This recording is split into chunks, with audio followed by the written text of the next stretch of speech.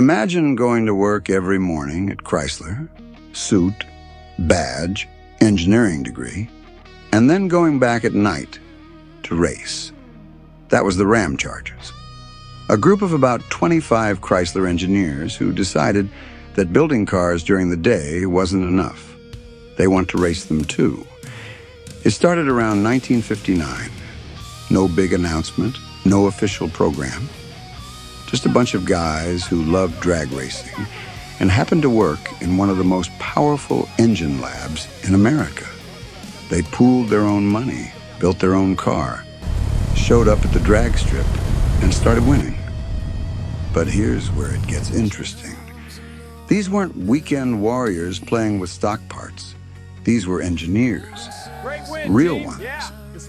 When something broke, they went back to the lab and fixed it properly.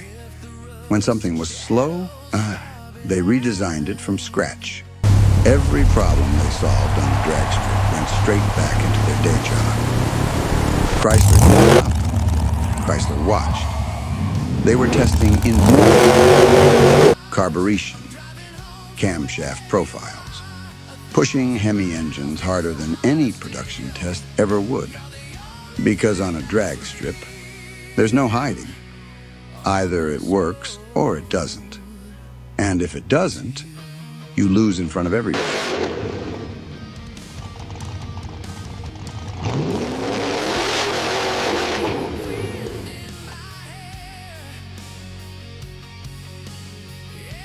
Gentlemen, we've done it. It's a beauty, all right. This award is for the team. To many more successes. Hear, hear. Let's get this on the road.